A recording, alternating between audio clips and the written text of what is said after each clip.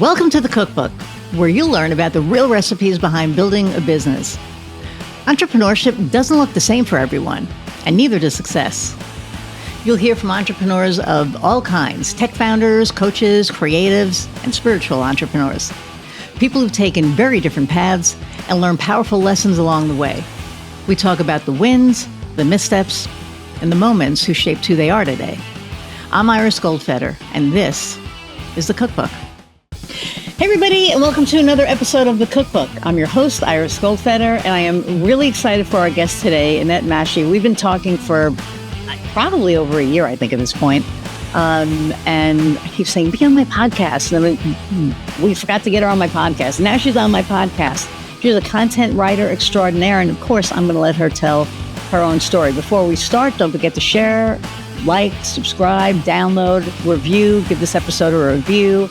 Any golden nuggets that you take away, let us know in the comments below. All right. For now, let's bring on Annette. Hey. I am so thrilled to be here because I listen to your podcast all the time. And I'm like, I got to get on that podcast. When's it going to be my turn? Thank you. Well, and now is your turn. And it's so funny because, I do pre-interviews. With you, I didn't, but with people that I don't know, I do pre-interviews. And I was doing a pre-interview with somebody today. And they were like, kind of staring a little like googly eyed. And I was like, what's up? And she goes, this is going to be weird. She goes, but like, I've been listening to you for a year and a half and I've watched you and it's just weird, like being in a Zoom with you. And I said, oh, and she goes, yeah, she goes, 'cause I feel like I know you.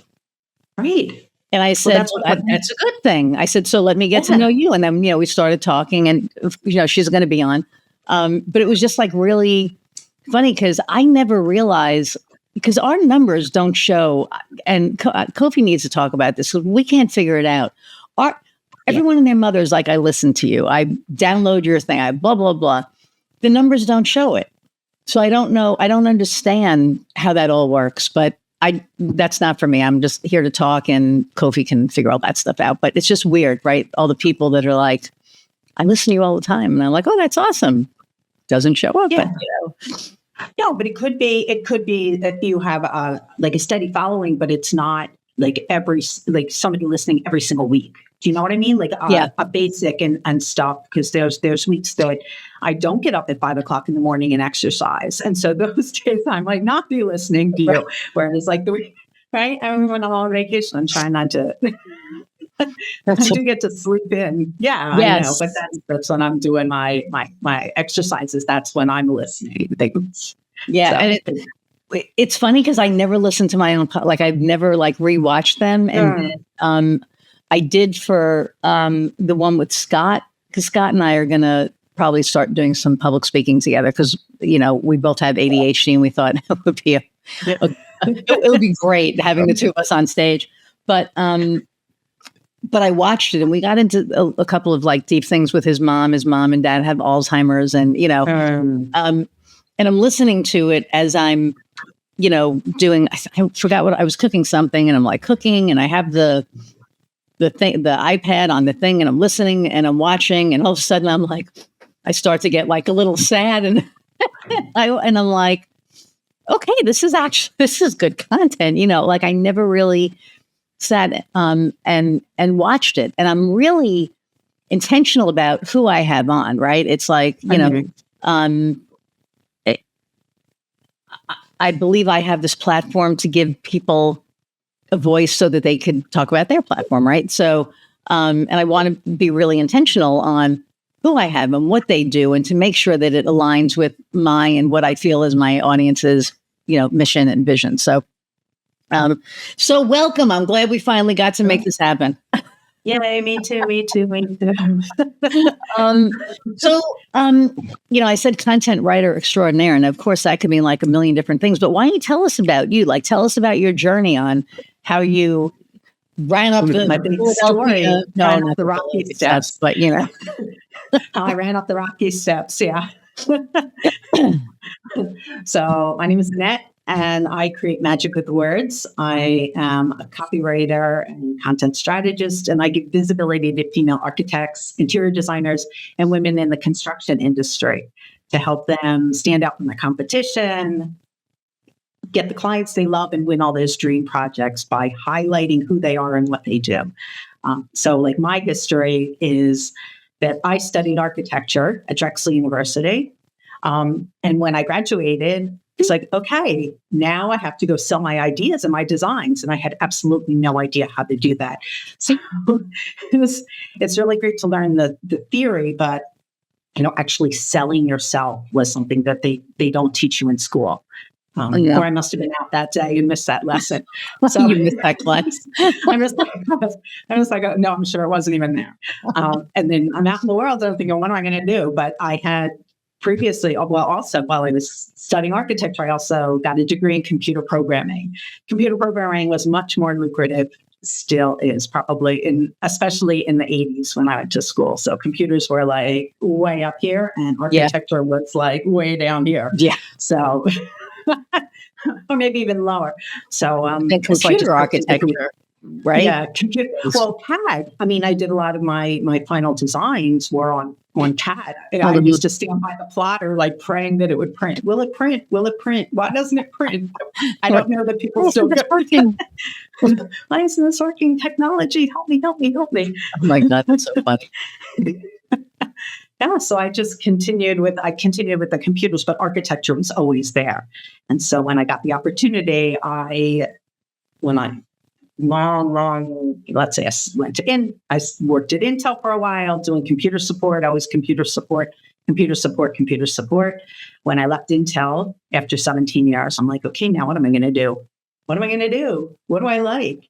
And I realized that writing, I had always been writing in some way, shape, or form. So I jumped on the writing bandwagon and said, okay, well, I'm going to learn about marketing. And I did. And I started marketing with architects. And I thought, what a great way to combine the love of architecture with the passion for writing, put them together. And now I can market other people. So I can't sell my ideas, but I can help them sell theirs and position them as the right architect for the job. That's awesome. I love that. I love that, you can't, sell them your ideas, but you can write theirs. And I think that's it, right? It's like everything has to be in that person, that company's voice. A lot of people don't realize that. I think there are people that write content that are just like, well, this is architectural, so it should go this way. And it's like, yeah, that's not it. That's not how you get good content. No, and if you go to a lot of architectural websites, it says we design beautiful spaces. I'm thinking, no shit. Right. You better, or you're not going to be in business, right? So it's like, tell me something I don't know. We design dark, dingy caves that people hate to be in. Like, really? No, I don't think so. So it's just funny because I see that all over the place. Or like bespoke architecture. Like, what does that mean? Because people know, speak the language of the person that's going to be reading it. Speak the language of the person that's in the room. Yes. And not about we. We're award-winning architects. Okay. But I guess there are some people who want award-winning architects, but most people want an architect who's going to give them the feeling that when they walk into the space or they walk into their living room, they're going to be able to sit down, or in the kitchen, they're going to be able to move around the kitchen and not bump into their spouse. Right. So it's funny. Handling knives. Yes. So I have a friend of mine, and was she on the podcast? She wasn't on the podcast. I should probably get her on the podcast. Her name is Susan Benedict, and she is an interior design architect. I'm going to get that wrong, and she'll yell at me, but she doesn't do interior design. She architects the space, right? So that you can navigate around without banging into your spouse. So you can open the oven door and not be like, there's only like an inch between you and the island, right? Like, so, and she's amazing. And I never looked at it like that before. But it's like the flow of a website. I mean, think about your website's supposed to do the same thing, the same way as you walk in the front door and then as you walk through your house, your website copy is supposed to do the same thing. You can't, like, hi, nice to meet you. Will you buy my stuff? I mean, there has to be that flow. Right. I'm sure you see copy like that. Oh, yeah. Well, it's funny because we changed our hero image. Oh my God. I think it was originally, I don't know, all on marketing solutions or whatever. And then, I changed it to something else. And because we leveled up, now it's your business has leveled up, your marketing should too. Right. And it tells you exactly what we do. Within 3 seconds, you know that we're going to help you level your marketing up. And then the rest of the story is going to tell itself as you kind of scroll. Sure. And it was funny because I was meeting with somebody a couple of weeks ago and I was trying to explain that your website should really read like a book. It should be a story, right? So the first thing is, in 3 seconds, how do you solve my problem? Because if you don't tell me in 3 seconds how you solve my problem, I'm going to go to the next person who's going to solve my problem. And then you start talking about, the what, right? So this is, yes, we can solve your problem. Here's your problem. Here's how we, here's Here's your problem. Here's how we understand what your problem is, yes. Right? Because a lot of times these are the pain points that you have. I understand, I empathize with you. And now how can we go about solving those problems? That's, kind of like the flow on the page and who it is. I look at a lot of sites and I don't even see who it is that's running it. I mean, like some of these smaller firms, they're single person firms and they don't have anything about themselves. I mean, I'm hiring somebody to design my, $5 million home. Where's the picture of the architect? Is this person, right? And then this person that I'm trusting my millions to. Right. And then why?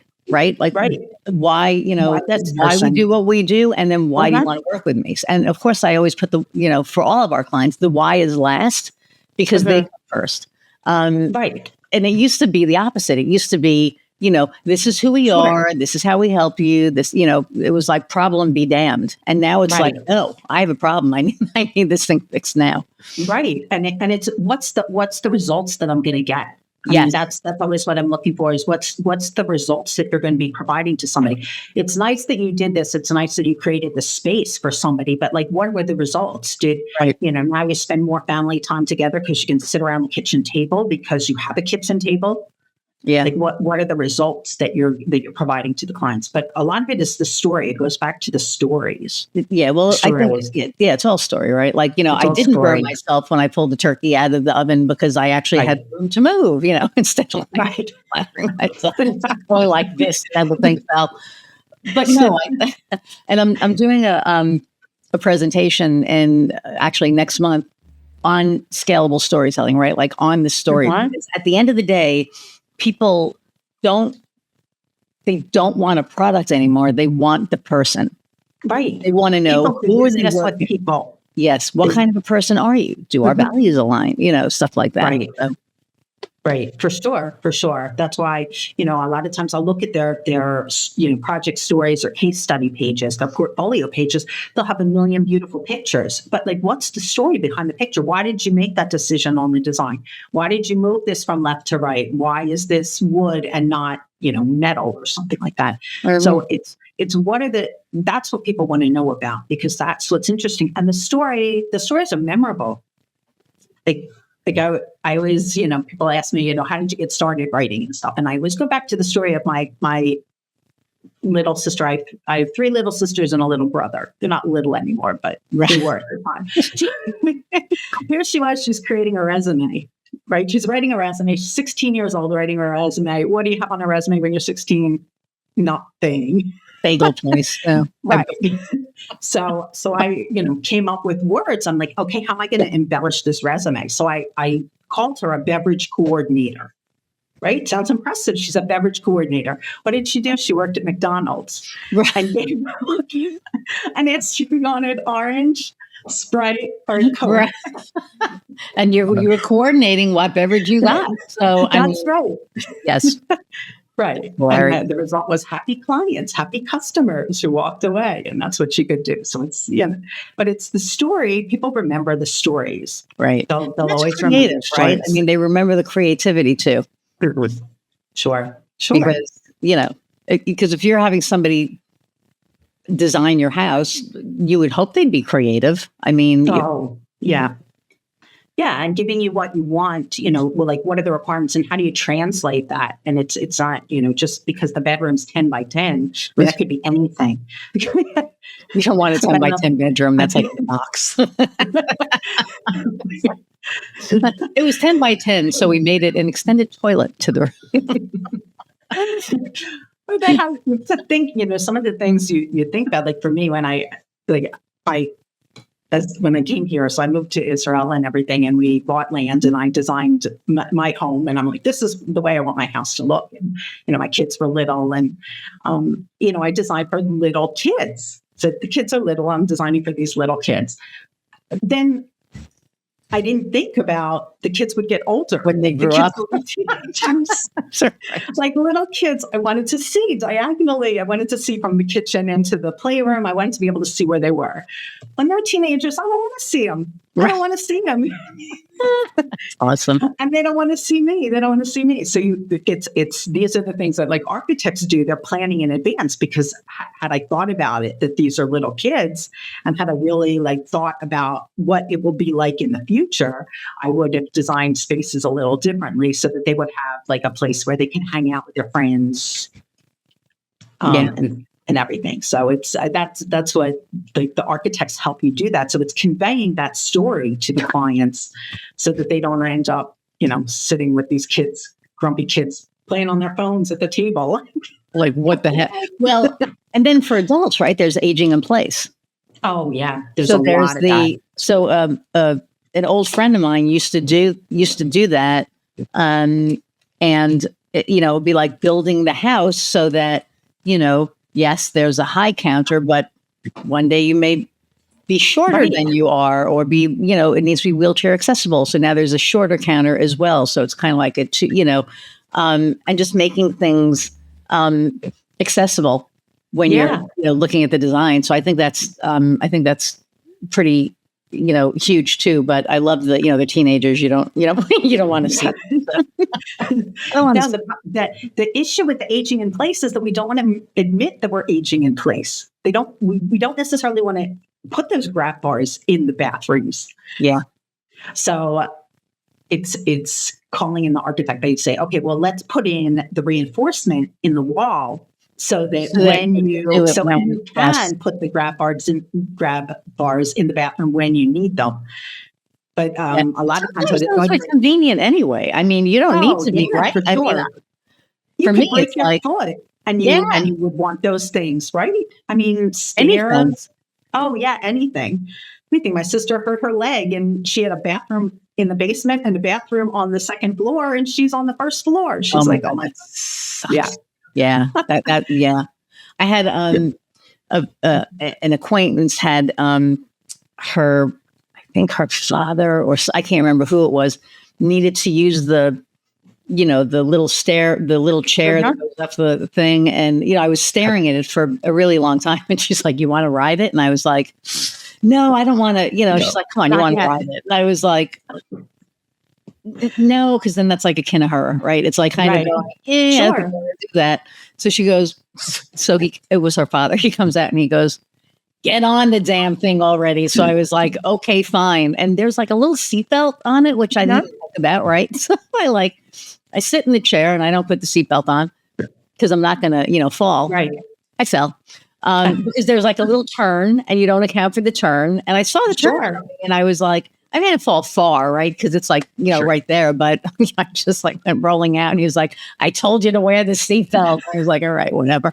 But, for him, and I actually asked him, I said, "So when did you, put this in?" And he said that his wife was he wasn't getting older.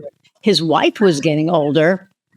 And so, my wife was getting older, and I kind of knew that she was going to, and I said, "Your wife was getting older." And he's like, "Semantics. That has nothing to do with the story." And then he, went on, and we just started laughing. But you're right. Like, we don't want to admit it. I'm fine with it. I mean, I look at it. I'm going to be 66 in May, which is like insane.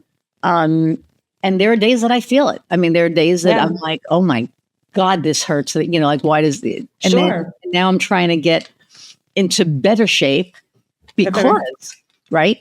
I'm going to be 66 and I don't want, I still sing in a rock band. I still do all the things. And now I'm playing more instruments than I ever played in a band before. I'm playing like bass and guitar and, keyboards. But now I'm like moving around more on stage. And it's like, I can't afford to be like, oh God, my back, So, and the guys are really good because like, I'm not doing any heavy lifting. They know it. So I'll, when the end of the show happens, I take my stuff and I'm like, see you at rehearsal.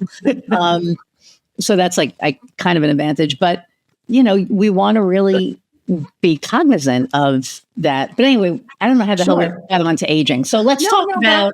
I'll tell you.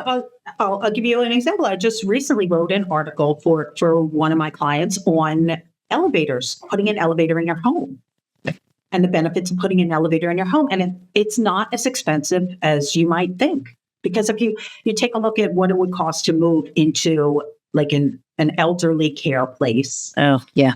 Right. Like it's an option to have the elevator. And if you put it in like now, then you can use it. If you're taking stuff up that big TV, you don't have to lug it up the stairs if you want it on the second floor. Yeah. So, so there's a lot of benefits to having that or creating that separate space for like live-in help. Yeah. If you need to live in help and things like that. So it's, people need to think about it. But, interesting. Yeah, lots of articles. Okay. A lot that you've written. Okay, so you mainly write for architects, interior designers, and then anybody in the construction industry, because that's where my background is. Okay. All right. Yeah. So your journey to, becoming like, what made you go, I don't want to work for anybody anymore. I'm just going to do this thing myself. Because we all have that moment. Like for me, it was like, I don't want to collect unemployment. So I'm going to do this thing, right? It was out of necessity. But, a lot of people I talked to were like, they just hit a point and it was like, yeah, I'm done. I don't want to do that. So what made you go? Corporate America, I guess. So I worked for Intel for 17 years. Yeah. And I realized that in all that time, I think I only went to one retirement party, if even one. And yeah. And so like, I began to look around and wonder, what happens to these people? Like, do they just get like pulled up on a spaceship or something? Like what happens? UFOs. Don't know. I was like, I wonder what happens to these people when they hit the age of like 50. I started seeing, and it's cost reduction over a period of time. And they would, the company, I mean, it wasn't, I'm not going to say it was age discrimination but you would reach a certain point and they would offer you the early retirement. Do you want to leave? And now I feel that song coming in my head. Should I stay or should I go? Oh my God. And that's funny, right? Because like a lot of people, like my wife's been at her company for 21 years. Uh-huh. That's unheard of nowadays, right? People work 5 years and leave. They work, and she, you talk about retirement parties, like it's like every week now, every month, it's like, yeah, we're going to so-and-so's retirement party. I'm like, oh. So now she's going through this like hiring thing where she's hiring all these like people to take the people who retired, place. But with that retirement comes all of those years of experience. Sure. Right? Well, that's what they were doing. They were like, because they're expensive employees. So the expensive employees, they say, okay, well, we want to cut on our costs. How do we cut on our costs? We get rid of the expensive employees. So they would get rid of the expensive employees who are older, and they'd bring in the younger employees, or they'd outsource the work to Asia or wherever. And so I just saw that happening within the company, and I said, well, it's now or never. I mean, if it's not this year, then it's going to be 2 years from now. And what will I be 2 years from now? Just older, because I didn't find the fountain of youth, and so I'm not going back in age. I'm only going to be older. And it'll be harder for me to find a job. So I left. I said, I'm going to leave. And my plan actually was to, teach English to Israeli kids. Okay. So I'm like, I'm going to leave and I'm going to be a teacher and I'm going to help these kids because they really need to learn English. That lasted for 6 days.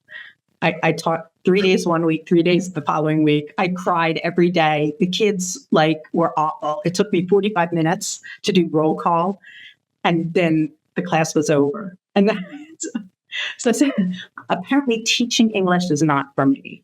Oh, yeah. So I left that. But yeah, it was.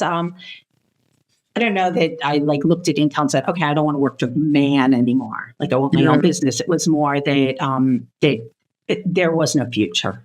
I didn't see a future there. And it was just a matter of time. Wow. Yeah. That's scary. I mean, when we, I think, when I was looking at collecting unemployment and, unemployment was way different in 2014 than it was in 2000 or not even 2000, like 1980, 1990 something, right? You literally got your pay until you found a job. And then I think in 2014, it was you get $200 a week. And I'm like, how in the hell are you going to live on? You can't live on that. Like your groceries, right? So it was yeah, I'm not going to sit home and collect that. I'm going to, do something. But I love the fact that, because a lot of people hit that wall and they're like, oh, I'm going to go back to corporate. And then there's those. And it's not the same. Yeah. Yeah, it's not the same. I mean, we grew up thinking you went to school, you went to college, you got a good job, and you stayed with that company until they gave you the golden watch. And that's not the case. It's not the case anymore. And people are jumping ship, and people are starting their own businesses. And I think that's the power of networking, is that you meet so many people that are running their own businesses. A lot of women that are out there running their own businesses, helping each other advance, supporting each other, purchasing services from each other to keep the economy going and our businesses going. And I think that's really important. And that's I love being in networking groups with other women and talking to other women in business, and just, is that what lights me up? I don't know how we'll have to to that, but that's working with other women is really great. And that's, one of the things that I get to do when I work with female architects or women in construction. I mean, there aren't women in construction. That's a novelty, but it's great to be able to give them a voice and to get them out there and to show their skills and their expertise, because they're working twice as hard to get the same recognition that some of the men are getting. And we're not conditioned for that. We're not conditioned to be able to say, hey, we do a great job. We really know our stuff. Women don't necessarily do that all the time. Yeah. And we need to. We need to. I mean, who was I talking to? Oh, actually, I think in that same conversation I told you about earlier, right? It was about playing small. Right. So, we were talking about something and I had come up with an idea and I was like, that was my idea. And I said, I'm not bragging. It was my idea, and, it is what it is. But, but what was, funny was and I'll talk about this, being in a meeting, with my team, and one of the guys being like, you're kind of intimidating. I don't know if I should bring something up to you, because I don't know if you'll get upset or whatever. And I'm like, well, you shouldn't be intimidated. If you are, that's kind of on you. I'm not going to play smaller because you're uncomfortable. And I didn't put it like that, but in my head, I'm like, I am not making myself smaller for you, Mr. Man. That's not happening. Right. And I said, that's, you need to work on that. That's on you. You can come to me with anything. You have a question, I have absolutely no problem. If you're intimidated by me, that you have to work on that. That's not a me thing. And I think, Not I think, I know, a few years ago, 10 years ago, I would have been like, ooh, I don't want them to feel uncomfortable. So I'm going to be a little, or try to look at my behavior and, try to, be a little nicer. And it's like, no, because I'm pretty damn nice. And I think I'm pretty easy to work with. So if you're a dude and you're, intimidated, or even a woman, like whoever, like if you're intimidated by me, that's you, because I'm not, I know I have a strong presence. I know I have a strong personality, but I don't think I'm scary. No, I don't think you're scary. Stranger Things, we're in the upside down. I don't think you're scary, but even in the words that we're using, like a lot of times in the words that you're using, my sister was just visiting, and we were talking. She owns a bar in New Jersey, and she's got 2 male partners that she's in the bar with. And she's like, "Oh, it's just this little bar." I said, "No, it's not just. It's not just, and it's not little." I said, "You own a bar." And we were writing the copy for her website, and she wrote something about like a cozy neighborhood bar, and as I was thinking about it, I'm thinking, but you know what? It's a bar and it's a restaurant. Like, let's say it's not just a neighborhood bar. This is not just it's not just a little neighborhood bar. It's a bar and a restaurant. Like, let's own that, and let's take you up a level, and let's, show people what it's like. And because it's like Cheers, everybody knows your name. Which is great. I mean, which is great. Yeah. So she said, wow, it's a difference. And I said, it's the words that you use. Like, I always get rid of the word just. I'm not just. I don't need to justify anything. I don't need to just anything. This is what this is what I think. This is how I feel. This is what I'm doing. And don't come down on me for my feelings. These are my feelings. You can't tell me don't feel that way. Yeah, I mean, your feelings are valid. I think that a lot of people try to, I'm not going to say invalidate it, but I think they don't understand how words land sometimes. Sure. So we, as marketers, know that words carry weight, right? Yeah. I mean, and how you say something matters. How you present something matters. So you're 100% right. Not like, well, just a little neighborhood bar. No, this is where a bar restaurant. We offer, like special seasonal drinks, specials, right? Like custom cocktails, whatever. So that so it elevates it. But we're doing it for not just ourselves and each other, but I'm looking at I have 2 daughters. And one is 30 and one is 27. I think she told me. She told me. I'll get back to you on that. I love that. I don't know how old they are. I just popped them out. It was so long ago. It was years ago. 30 years ago. What do you want me to remember? I'm 63. I'm not going to remember. Let me remember my name in the morning. Oh my God. So it's doing it for them. It's showing them that there's another way. Not to say that, maybe my mother didn't barefoot pregnant in the kitchen. I mean, there's 5 of us, and that's pretty much her life story. But also, when she reached a point in her life where my siblings were a little older, then she went out and got a job and started working. So she was manager. She was a teller, and then she became manager at the bank branch. So you could see that she was doing something. And like, I look at it as the things that I do, my kids are watching, and I want them and their friends to see that it's possible for women to be out there, to own their own businesses, and to make decisions on their own and not be told by somebody else. Yeah. And the fact that that's still an issue in 2026 just blows my mind. I mean, it's like, I sit here, as a woman and go, what the hell? Like, why do I still have to work twice as hard? Why do I still have to, and not to get, political, but, to get political for a minute, it's like, we always have to explain why we're doing what we're doing, or how we're doing what we're doing, or oh, you're a woman and you own a business. Wow, that's you're a unicorn. No, there's like, how many, women out there that own businesses that are doing an amazing job, and don't get, the recognition. And again, like in my business, the fact that I have a guy that is afraid to talk to me kind of makes me chuckle. It really does. Cause it's like people who know me, I'm probably one of the easiest people to talk to. I really don't think I'm scary. I think he's scared maybe because of maybe the culture.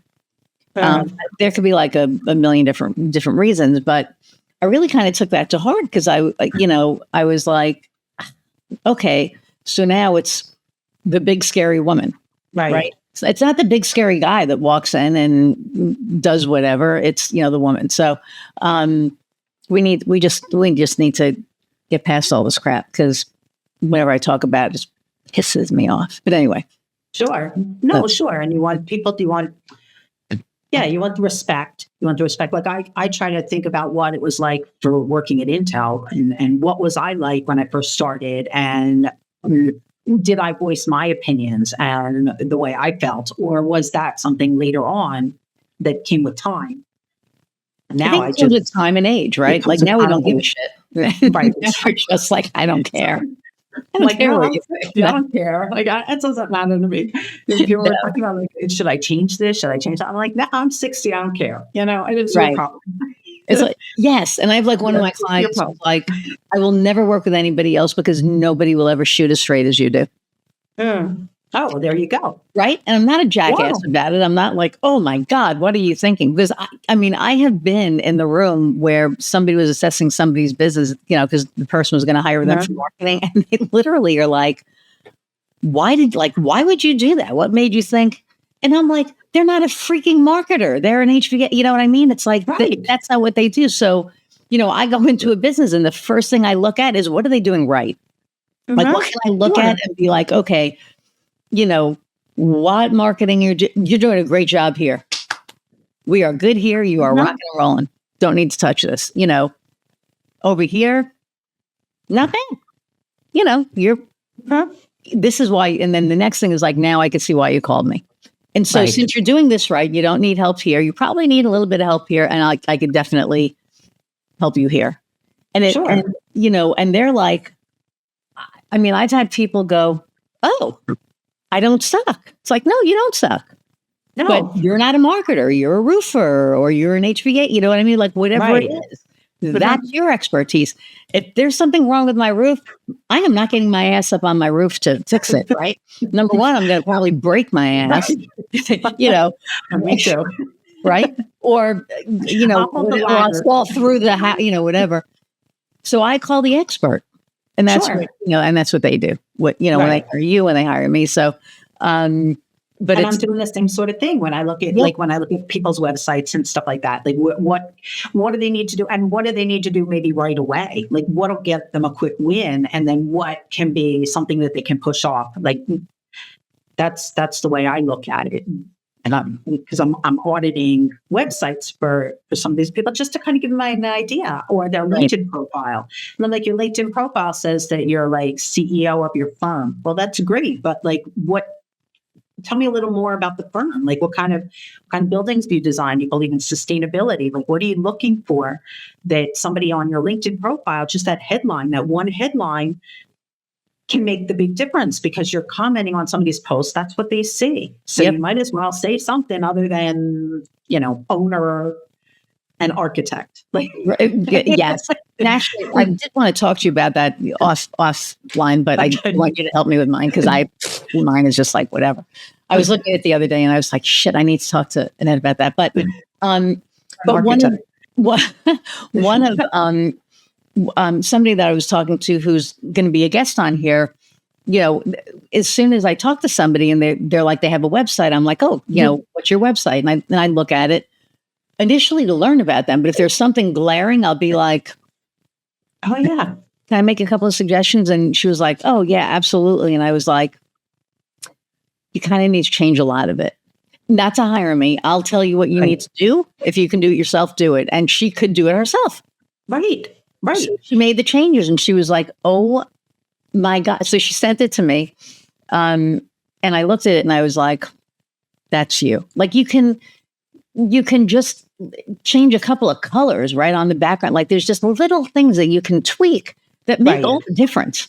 Sure. Make all the difference. And, you don't have to break the bank and you don't, have to necessarily hiring a marketing. I like one guy that I helped out and I was like, okay. Right. And he's like, well, what do I owe you? And I went, nothing. I'm just, I just saw something and that's how you course correct. And now you're good. And he's like, oh, and this was like, I don't know, a few years ago. And then he called me up in December and said, hey, I'm ready for the next step. Yeah, I was going to say, who remembers you and how you made him feel, and helping him just out of like generosity, not for anything in return. Right. It's not. I tell everyone, I'm not transactional. It's the relationship. It's the relationship that you're building and things like that. And that's where business is done, with that relationship. How can I help you? What can I do for you? I mean, even looking at my sister's website, that she did the website, she hired my daughter to help her to the website. So I like look at the menu across the top and I said, well, you don't want reviews that up, the upper, I don't know my left from my right. So I have to look at my rings. So my upper right hand corner, don't laugh. Sorry. I thought you were kidding. Okay. I'm sorry. I'm totally serious. And you can laugh because I laugh. And I'll tell you, for years, I just never knew. 63, can't tell my left from my right. So my right hand, so the upper right hand corner, it's just, I told her, don't, like, the last item on the menu should be contact. 100%. Yeah. Contact us. It's not, and it said reviews. And I said, no, reviews have to go a little further over. It's contact. And she's like, and the reviews should really be further down on the page. That shouldn't be in navigation necessarily. It shouldn't even be navigation. Yeah, she does. And probably there's nothing on the page anyway. There's probably, which probably could be hidden, but we'll get to that later. But, the 30-year-old helping my sister. So it's fine. But it was just kind of to get the idea. And then I was trying to explain to them what the flow should look like. And, you have the banner, the hero section, and then you have the buttons, and then you have like some text about the specials. And it was just funny to go through the whole thing. But these are like small tweaks that make a big difference. Yeah. It doesn't have to be, you don't have to pay me for it. That's why I'm giving them the free audits, just to kind of give you an idea of what you might be able to change and then what you could have somebody else help you with. Right. And we do the same thing. Like we have we call it a website performance report because I put audit on there. People are like, oh my God, you're going to audit us. And I'm like, I'm not about that. No, it's not that kind of an audit. Right. Whew. I'm just looking at my navigation website audit, but Yeah. And we could probably check what would be the best words for that. I mean, that's also like, I was like, oh, should it be audit? Should it be this? Should it be that? Like, as a working with the words all day long, I'm trying to figure out what's the best word. Yeah. What's the right word? I cheat and I use Word Hippo. Like if I get stuck on something, that is like, you can sponsor us if you want, but seriously, that is like my go-to because, there's like, I don't know, thesaurus online or whatever. But I go to Word Hippo for anything. And it's like, bam. And actually now I go to chat. Right. We go to chat now. Yeah. It's using Word Hippo all the time too. Yeah, because Word Hippo is like, okay, I need a different word for this. But with chat, it'd be like, okay, so what I'm trying to articulate is this. And I can't, oh, you mean this? It's like, thank you. Yeah. And it literally just helps you. Answers. Right. Yeah. I could pull from 6 different answers and say, I like these words, and these words. That's the sentence that I'm going to put together, and then put it back in and say, does this make sense? Fix my grammar. By the way, I used to think that thesaurus was a dinosaur. That's amazing. That is amazing. Especially as a writer, that's amazing. Well, I was 15. I'm like, oh, it's a thesaurus. I'm like, oh, it's a brontosaurus. It's a green dinosaur with these little cream-colored I have no idea. Scales that you flow through. Like a Stegosaurus. A Scalosaurus. It's a thesaurus. Whatever. That is awesome. But you can actually, make it look like a dinosaur. You could take a green book, right, and like open it up, and then you've got like the pages could be this guy. I got this whole thing in my head now. That in the Rocky song. Now you're gonna That in the Rocky song. As we're here's the da da da. Here's your dinosaur. Da da da. Here are the words you need. Right. Yeah. And you can make it like a word dinosaur. And so each page, right, like you can make it look like a what the hell is that thing? I can't think of the name that I'm looking for. I can't think of the dinosaur that I'm thinking of, but it's like the one that, kind of has like the rounded back. Right. So you could kind of make it look like that and have a word dinosaur and then have like all the different, words. Yeah. I don't know. Market but word dinosaur, thesaurus. Super little toys you can sell it as like action figures. Yeah. I mean, so there's a show on Australian TV. It's called Acorn TV, and it's My Life is Murder, and it stars Lucy Lawless, who used to be Xena, warrior princess, right? Okay. And so last night on the show, they're doing something, and she's like doing this.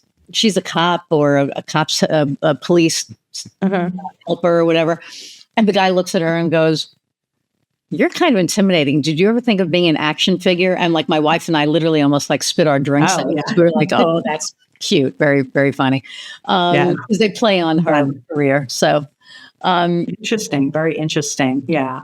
And I think with ChatGPT, or I use Perplexity and people use Claude and stuff like that. I mean, I think that there's so many more options when you're marketing yourself to be able to market with that. Because I'm always looking at, you take the story that the person has, the project story that they did, take that story, turn it into a blog, turn it into a newsletter, turn it into social media posts, and then you have more visibility because you're everywhere. You're getting out there for everybody to see. Yeah. And you can multiple platforms on social, on AI. I mean, you want to be social. I can't even talk. You want to be visible on chat. You want to be visible in Perplexity. You want to be visible on like all of those. And so like I keep telling everybody, SEO, it's not gone, but it's changed. And so you need to be, so AEO, right? Like the answer needs to live on your website so you pretty much have to figure out what the hell is somebody going to ask so that the answer is there. So that when they put it in Gemini or, wherever, that blurb comes up that's on, your website. And so that's what we've been doing for our clients. And I had one guy last week, I said, okay, so like, what questions do you think people are going to ask to look for you?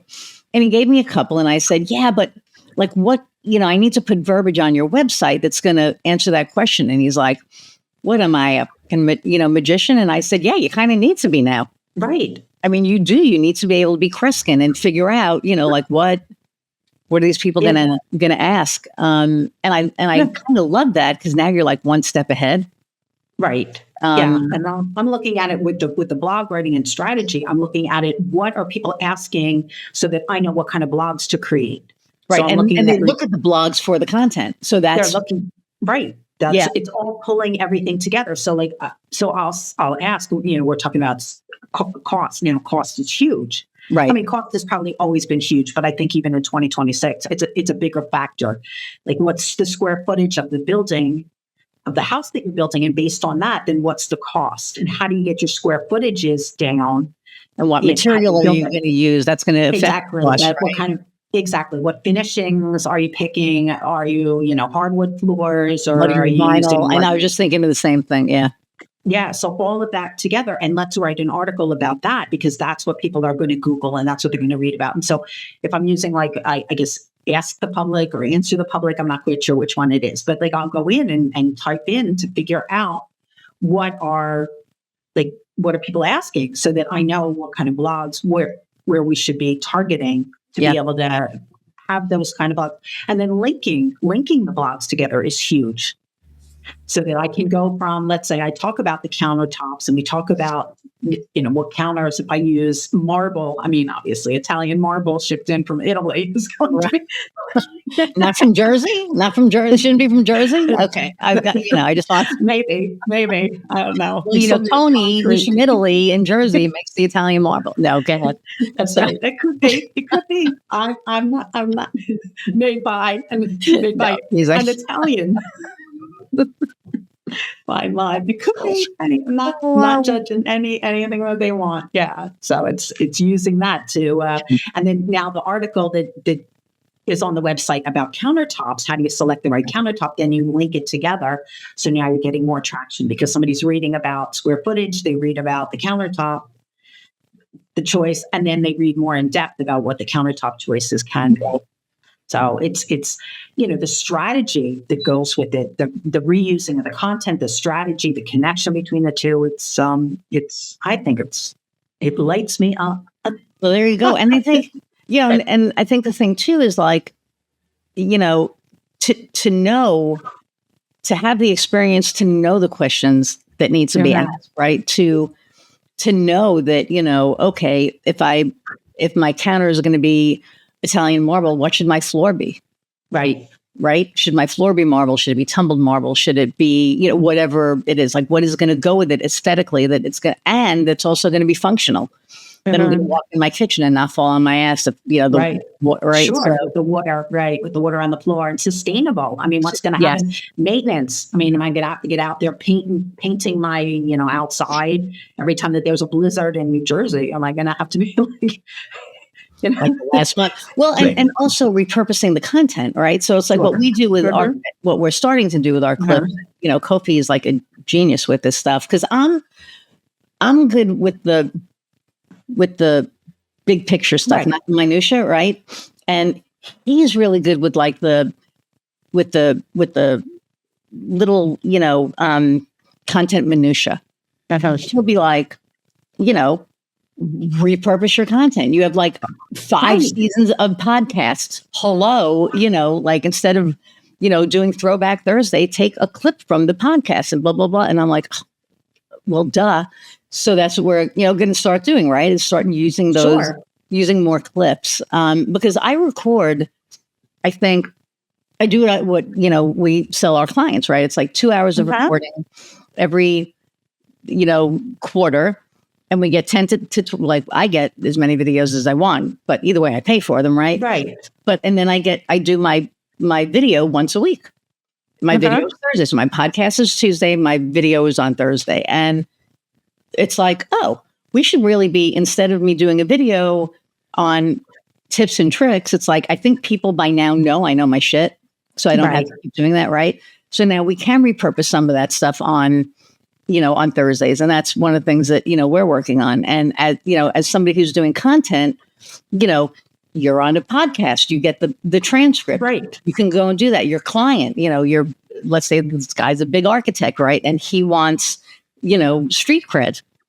He was on a podcast. You can, repurpose that. So there's so many ways to get content now. And you have to know, and that's where your expertise comes. Right. Wait, you went mute. I did because I hit mute. But it's like you can get the content, but if you don't know what to do with the content. Right. And you know what to do with the content. How to utilize it and stuff. So yeah, because you want to utilize it. You want to utilize and when you're on a podcast, how do you take that podcast? How do you reuse? How do you repurpose that? How do you make it into a blog? So now it's on your website, right? So that people can. Or how do you take it? How do you make it into your newsletter? I mean, 85% of the interior designers don't send any newsletters. They're not marketing to people. I don't know whether they expect somebody to knock on their door, like, "Hey, I'm looking for an Jehovah's Witnesses," or like, "Oh my God, that's hilarious." Hey, you need an architect. You need an architect. Jehovah's Witness. That's incredible. That should be the next newsletter. Right? Knock, knock. Yeah. Jehovah's Witness. Yeah, I mean, I don't know how these people, how they expect to find clients. if they're not out there and visible. And I know a lot of the business is referral. I mean, it definitely, even though our business is referral, somebody will say, hey, they did a great job, go talk to her. But the first thing they're going to do when you get somebody's name is take a look on the internet and say, what do they have? I'm going to look at the website. I'm going to look at the website. I'm going to look at LinkedIn, social media. Yep. And if you don't have a presence there, or that presence is so old, or that, your website, even at the bottom, doesn't have the latest 2026 and it's from, 2018 or something, when there's a picture with you with a COVID mask on. All right.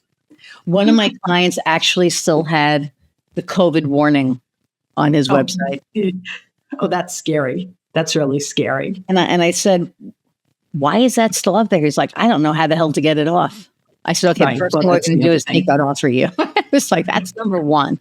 But it was weird seeing it, right? It was almost an unhappy flashback. I was like, oh, yeah, definitely. So these are some of the things that people need to look at, because you need to be out there, you need to be visible, you need to talk about your business. Some people don't talk about their business. No. So, what's your differentiator?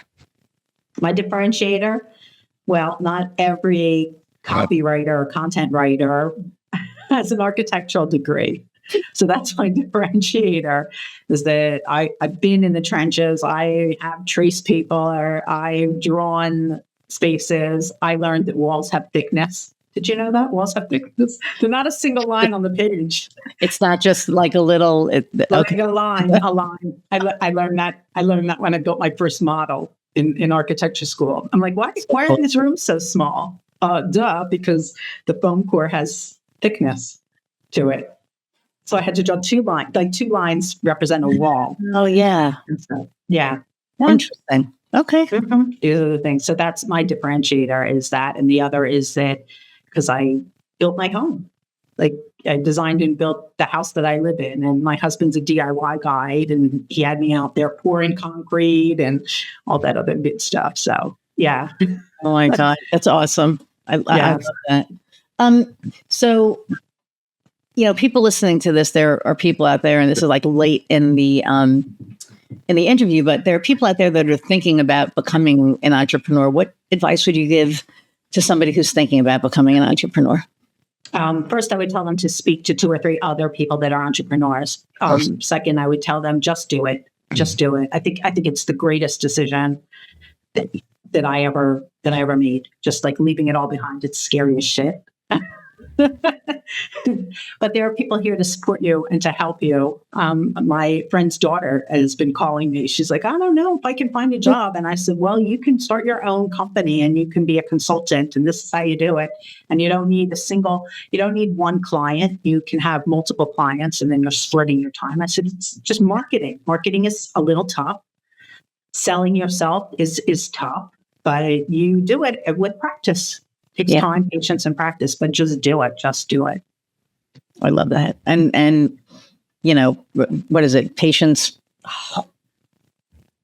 Oh, I can't think of there's an adage, the patience, I can't remember what it is, but yeah, I mean, I think that's really good advice, because I don't know. It's I see these new businesses out there, and they're there for 3, 4, 5 months, and then they're gone.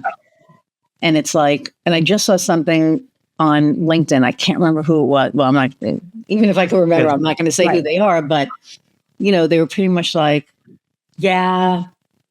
is really hard to write, but after 6 months, being in business, it's just not sustainable. And they closed. And I know who it is now. And I almost wanted to call them up and be like, hey, and they know marketing, they know stuff, but it's just because you know something doesn't mean that you know how to make it work for you. Right. And your business should support your life as well. Yes. Making that switch to not be working 24/7 and things like that. And choosing who I want to work with is really important, so that I'm not working with people that drive me crazy, or they'll demand, that I pick up the phone at 11 o'clock at night and things like that. So, setting boundaries, it's hard. It's hard. But I think that when you get people behind you, when you find your tribe and you see other people doing it, and you support each other, I think it's so much easier. It's so much easier. And you learn from mistakes, and you learn from the failures as much as your successes. And just doing the thing is what makes the difference. And you're never going to be ready. That's the other advice I'd give people. You're never ready. Can't wait till everything's like picture perfect, because it's never going to be. It's progress. It's time. It's progress. I love that. Believe in yourself. Believe in yourself. Yes. I think that's probably key. If you don't believe in yourself, it's, and I always say, if you really want to get to know yourself, become an entrepreneur. Oh, yeah. Right? Because you are going to learn everything. Are you reactive? Are you responsive? Are you, I used to be really reactive, like really reactive. And now I'm responsive. And that took years. That's good. Yeah. To be able to go, okay, not happy with this, but I'm not going to react right away. I'm going to sit with this and kind of ruminate a little bit, and, and then kind of go from there. So, I think we're always a work in progress, right? So, yeah, I think so too. All right. So where can people find you? People can find me. I hang out all the time on LinkedIn. That's the best place to find me. I'm posting. And my website, of course, rightwizards.com. And I can send you the link for the audit. If anybody wants to do an audit of their website, I know the big word audit. I think I asked people on it was April 15th. I'm like, does the word audit, is that a good word to use? I was like, oh wait, that's like tax day. And like, maybe this is right. This is probably not the right word to use today, but maybe tomorrow, or maybe So the Can Your Clients Find You content audit. That's awesome. Okay. And I want to thank you so much for taking time out of your, and I know it's like late there. So, or later. Later. And then you've been answering this like the whole podcast, but the last question that I ask all my guests is, what really lights your fire? I'm going to go with the standard dog answer. There's nothing I like better than getting up at 5 o'clock in the morning, coming downstairs and letting the dog in so that I can cuddle with him. So, my dog, my little black dog Max, is my life. I mean, my kids are okay too. I guess I'll throw my husband in, but That's awesome. Because the dog just loves you for who you are, and it doesn't care. He doesn't care. Shower. No. He doesn't care what you look like. He doesn't care what you're wearing. No. And it's so funny. My wife and I joke because, she comes in, I'll be in here, and, the first thing she does is, where's my good girls? Where's my good girls? And she gives them a kiss, and then she's like, hey. I'm like, hey, sometimes she'll come over a kiss, right? But for the most part, it's like, hey, I'm home. I'm like, okay, I see how you are. But then I do the same thing. I'm like, right. They're so happy to see you, right? Yeah, they're so happy to see you and give you kisses and wiggle butts and like the whole thing. So I get that. Yeah. Thank you so much for being here. Thank you for having me. I'm so glad we had this. Hang on one second. I'm going to say goodbye and I'll be right back. Okay. Everybody, thank you so much for hanging out an hour plus again. I hope that, you found Annette as amazing as I do. And if you're an architect out there and you need an experienced and not even that, somebody who freaking has a degree in architecture who's going to help you with your stuff, get hold of Annette. She's going to do an amazing job for you. Everybody, please like, share, subscribe, leave a review. Reviews are awesome. And if there's something that helped you in this episode, leave it in the comments below. All right. I appreciate you all. I love that I get to do this. It's like my favorite thing to do. And until next time, go out and find what lights your fire. See ya.